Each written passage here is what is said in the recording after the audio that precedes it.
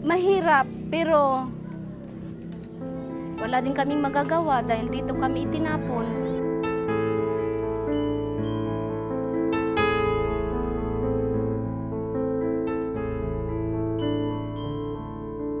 Unang pangangailangan namin dito,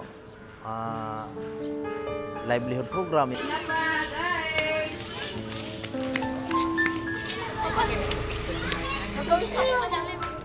Medyo hirap pa talaga, hindi pa makarecover maayos.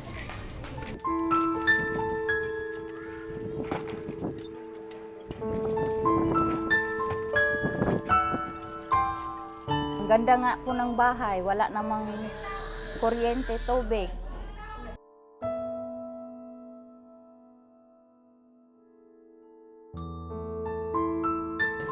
Ang gagawin namin, mga tapos sa pera kami. Kaya humihintay kami ng mga makakatulong.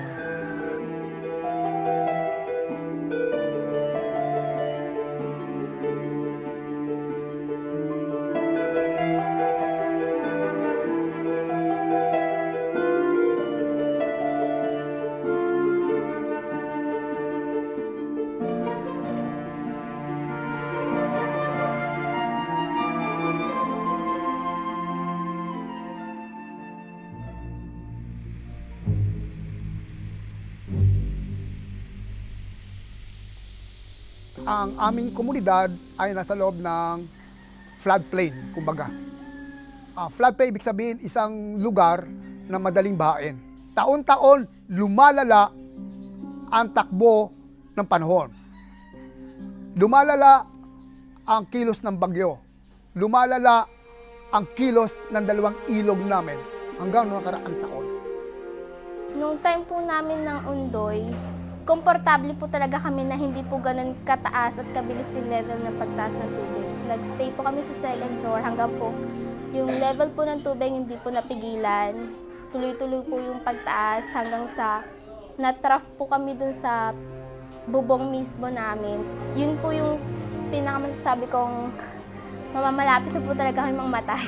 Kitang-kita kong uha ng mga tao. Sawan-sawa na sila sa buhay na nasa peligro lagi. Sawan-sawa na darating ang pagtaas ng dalawang ilog, magbabakwet sa eskwela, titingin sa langit, tapos ng bagyo, balik ulit tayo sa dating lugar na binabaha rin.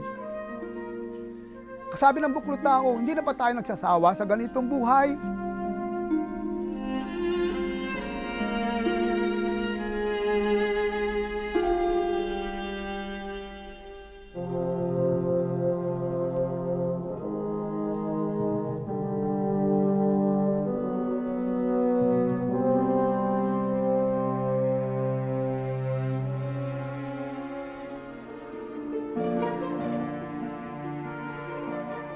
Bago kami mapunta, nag-tripping muna kami.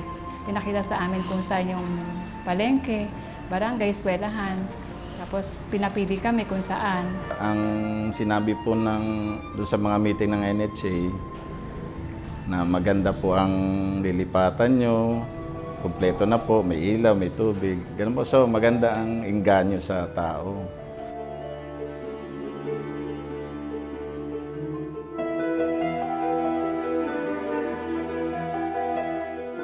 Nung bago kami lumipat, nag-orientation kami sa EPA. Ang sabi nila, lilipat kami dito sa Naik kompleto na. Titira na lang kami, may tubig na, may ilaw na. Ano po, unang lipat namin po dito, akala po namin, ano na po, hindi na po gano'ng mahirapan mag-igib saka ano po sa kuryente. Yung po pala medyo nahirapan din po.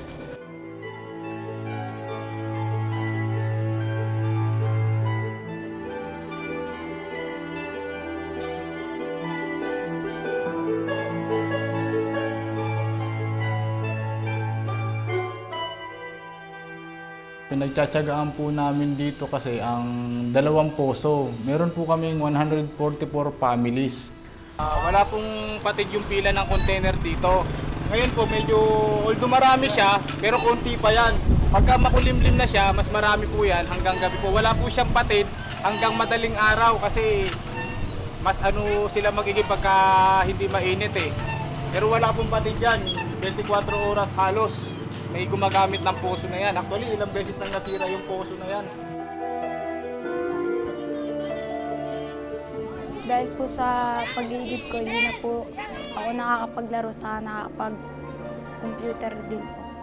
Lalo na sa akin, na ngayon buntis ako, tapos mahirap magbomba sa puso. Nanganak na po ako sunod buwan. Tapos binawalan nga po akong magbuhat ng mabigat kasi nga medyo mababa na po yung tiyan ko. Eh wala naman po akong magagawa. Kailangan araw-araw mag-igib.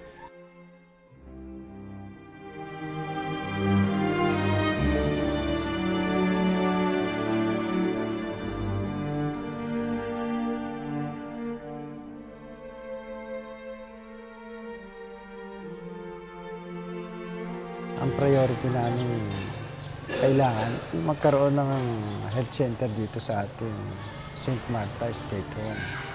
Dahil karaniwan po ng rito, sa dami po ng populasyon dito, talagang karaniwan po mahirap. Mahalaga ho ang health center dahil dyan po nakasalala yung may mga karamdaman, tsaka mga bata. Kadalasan ng mga bata dito nagkakasakit, ubo, sipon, lagnat, malayo ho ang health center. Nahihirapan po yung mga magulang pagka yung nagkakasakit ang mga anak, ganyan. Tatakbo po kami ng sa Santa Maria, naroon ang may ospital. Pagka medyo malala yung may sakit, hala po akong ambulansya, patrulang, na siyang tumutugon po sa mga may sakit na talagang lalo na agaw buhay. Sa bawat meeting na nadadaluhan ko, napapag-usapan namin yan kung may health center dito. Sabi ko, wala pa nga po. Meron yung ibinibintang yung container van, parang 120,000 ang presyo. Ay, hindi po namin alam kung sino ba ang bibili, kung kami o wala kaming pambili pa.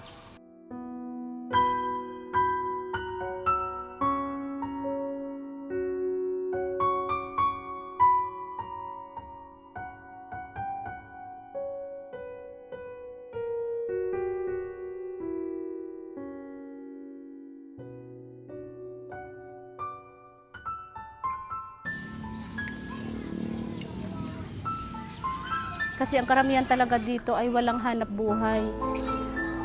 Yung iba talaga ay nagdadaing na, nagugutom. Walang makain. Yung iba hindi nag-aaral ang mga bata dahil walang hanap buhay ang parehong mag-asawa. Ano po, yung ngayon din pong asawa ko, simula po na nagka-demolish po kami nung sa pinanggalingan namin sa Fairview, nawalan po siya ng trabaho. Ngayon po, may extra na lang po muna siya ngayon. Kasi ang hirap po mag-apply na walang pera. Mahirap dito kumuha ng trabaho dahil napakalayo. Kailangan mo balikan 200. May time pa talagang kailangan mong pagpasok mo rito, lalo kung hating gabi, special dito ng tricycle is 120 or 100. Dito lang po ako nakaranas na walang kinain ng buong magdamag. Sa buong araw, wala pong kain. walang kain, matutulog ka na lang na walang kain. Ilang beses kakain ka na lang ng chichirya, magkakape ka na lang. Paano kami kakain kung wala kami kita? Pangkabuhayan na naghanap kami ng source na sana pwede may pumasok sa amin dito na mag-ano ng pangkabuhayan. Lalo na yung mga kababaihan kasi ang nandito naiiwan eh. Karamihan kababaihan, mga nanay.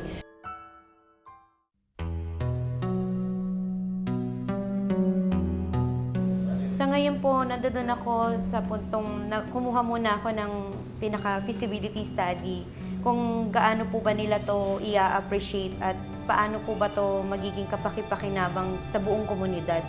Pero nandun pa lang yung call para sa tao na tumulong sa kanila. Kahit na yung pare-parehas kami nangangapa sa kabuhayan namin, pare-parehas kaming kulang ng pagkain sa bahay.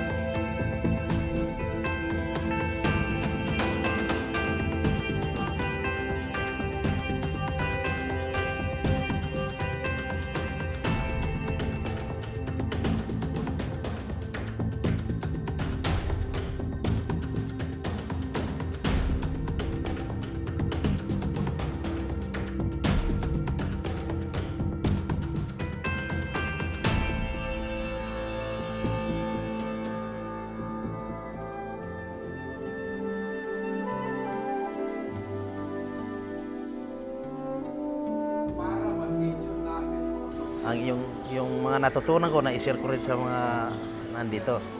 Kaya malaking bagay ho yun. Nalalaman nila kung ano ang dapat gawin. Ika nga po, more population, more problem. Kaya, pero sa pamagitan po ng pag-aaral, kagaya nga po ng ginaganap na workshop, seminar, napakalaking tulong po. Napakahalaga po sa akin na mapalawak yung aking kaalaman, 10 ng aking sanggunian. Para matugunan namin yung hindi man maliit, kundi yung kasalukuyang problema dito sa ating St. Martha Estate Homes.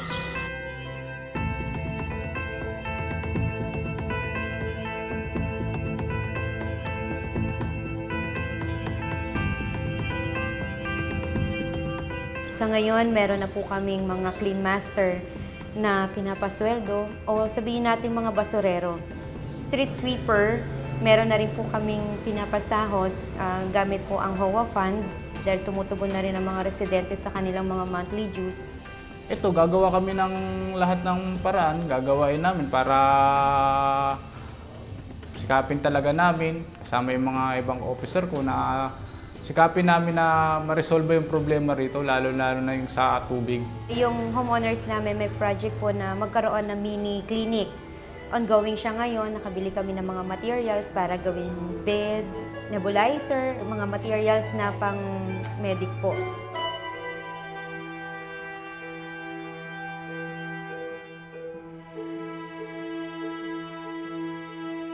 Hindi na nga nag-aantay na mandamos na yan ang mga kababayan namin. Kusang nag-organisa ng kanilang homeowners association, kusang naghahanap ng lupa, kusang nagkaroon ng sariling pamunuan, kusang dumudulog sa ahensya ng gobyerno.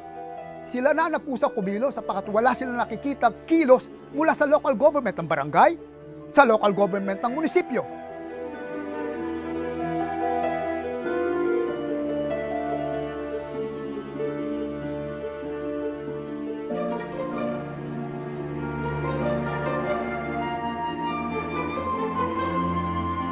Breakthrough ito ng application ng tinatawag namin na resettlement governance. Kailangan din isipin ng departamento paano niya tutugunan yung problemang nalikha ng kanyang programa.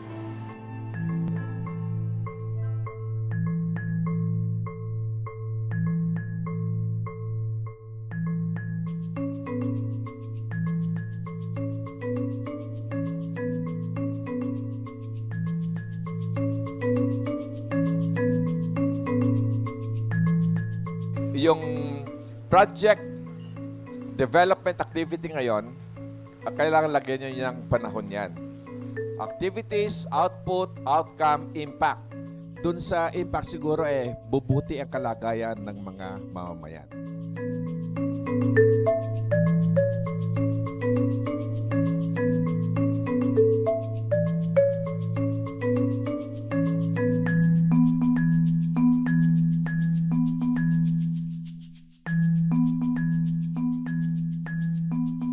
Magkaroon kami ng pagkakaisa lahat na gusto namin ma-voice out naman lahat yung problema namin dito. Kasi pag isa ka lang, yun nga, wala kang lapat.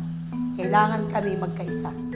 Kung ano yung problema namin sa mga residente na pag-uusapan namin, na kami mismo minsan, nag-aaway-away din, pero nakasosolbahan namin, nagpapalitan kami ng kuro-kuro, kung may maling nagawa yung isang black leaders namin, na-open namin sa kanya, tinutuwid namin.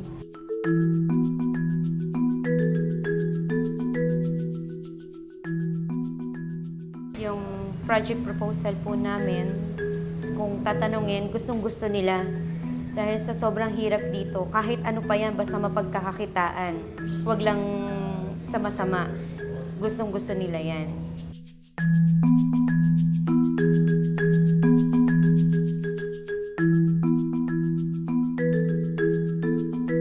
Meron na dapat tuldok ito. Ang tuldok nito ay sinasabi ng batas.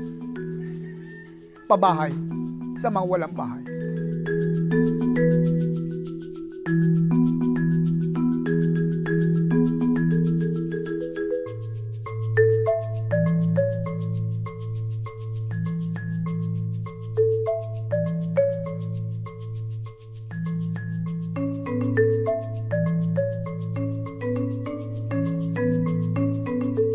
Dapat yung pangmatalagalang solusyon na maalis talaga yung mga yung mga informal settlers sa kasyudadan. Maalis sila talaga doon kung tama yung pinagdadala nila.